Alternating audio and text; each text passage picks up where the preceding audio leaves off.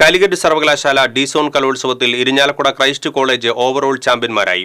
248 point നേടി Christ college ഒന്നാം സ്ഥാനവും 206 പോയിന്റ് നേടിയ തൃശൂർ സെന്റ് തോമസ് കോളേജ് രണ്ടാം സ്ഥാനവും 149 പോയിന്റ് നേടി കേരളവർമ്മ കോളേജ് മൂന്നാം സ്ഥാനവും നേടി. തൃശൂർ കേരളവർമ്മ കോളേജിലെ BA ഇംഗ്ലീഷ് ഒന്നാം വർഷ വിദ്യാർത്ഥി നിരഞ്ജൻ ശ്രീലക്ഷ്മി കലാതിലകമായി. ഭരതനാട്യം, കുച്ചിപ്പുടി, മോഹിനിയാട്ടം എന്നിവയിൽ ഒന്നാം സ്ഥാനവും കേരള നടനത്തിൽ രണ്ടാം സ്ഥാനവും നേടിയാണ് കലാതിലകമായത്. നായാട്ട്, വിജയ് സേതുപതിയുടെ അനന്തരവളയും എന്നീ സിനിമകളിൽ നിരഞ്ജൻ അഭിനയിച്ചിട്ടുണ്ട്.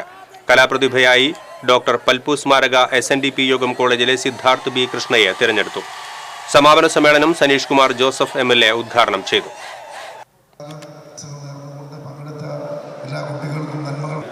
കല ഇന്നത്തോടുകൂടി എൻ്റെ ആശംസകൾ അർപ്പിച്ചു. നിങ്ങൾ